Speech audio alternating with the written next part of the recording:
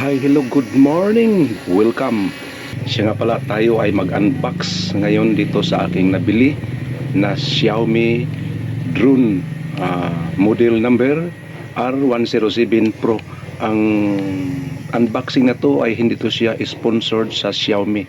Ito ay aking sariling pira na Hi, this is your Yo-Yo Sam. Welcome to my channel. To all subscribers and non-subscribers, you are very much welcome. And if you have any comment, just go to the comment section of my channel. And thank you very much. Come on, let's go. Let's bolt.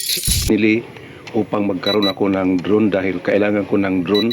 Lalo na dito sa aming trabaho ngayon ay nandun na sa itaas. Kailangan ko ng picture kasi kaya mas mainam na mayroon akong drone. So ito na ang ating unbox. Ang drone na ito ay hindi siya naka-bubble wrap. Tinitipid yung paglagay ng mga pag-wrapping. Yung itim lang at saka yung bubble wrap wala. At mayroong kunting damage yung karton. Pero yung doon sa loob naman walang damage dahil naka-case siya ng itim. Ito na. Yung nandito sa loob ay yung propeller guard, 4 na piraso. Propeller extra, 2 piraso with 2 screw. At mayroon isa ring screw para doon sa remote control.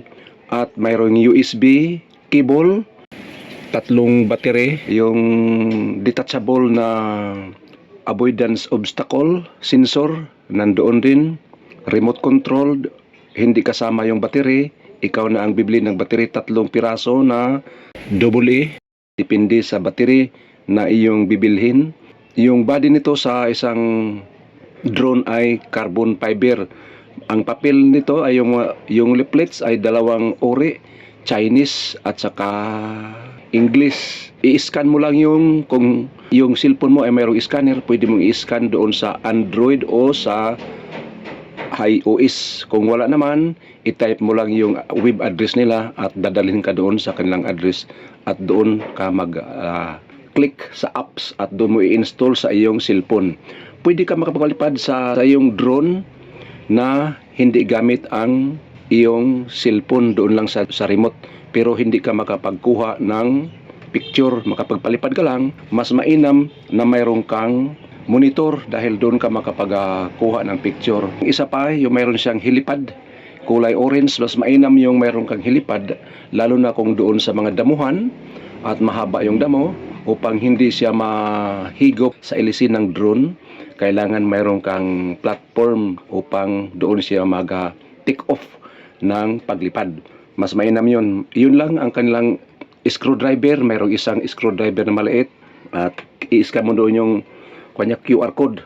At kung wala kang scanner, pero kadalasan naman ngayon sa cellphone ay mayroong scanner, i-scan mo na lang. Ang pag-connect naman sa wifi, doon talaga sa cellphone. Hindi siya makakunik ang iyong cellphone sa wifi kung hindi siya maka-attach doon sa iyong joystick remote.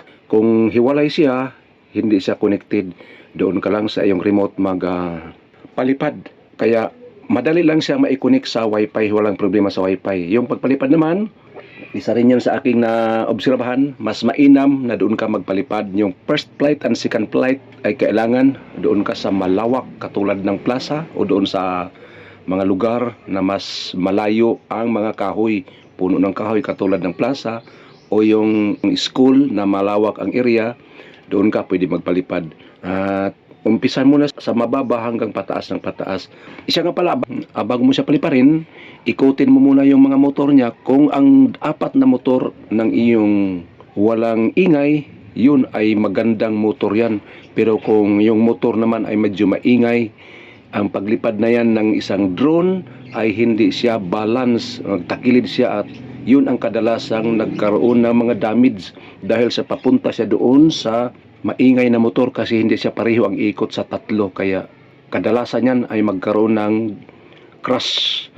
Magpalipad ka rin na mayroong nakakunik ang iyong cellphone sa wifi. Kadalasan naman dito sa atin ay gumagamit ng data. Kung walang data, hindi ka makapag-take ng picture o photo. Pero pwede ka makapagpalipad sa iyong drone. Wala kang record kasi wala siyang sariling memory. Nagkuha lang siya sa memory ng iyong cellphone. Ito na ang aking pagpalipad sa drone. Ito yung mga result. Tingnan natin at unang palipad. This is my first flight and second flight test of my drone. Xiaomi brand, model number R107 Pro. Ang color nito ay black at yung body ay carbon fiber.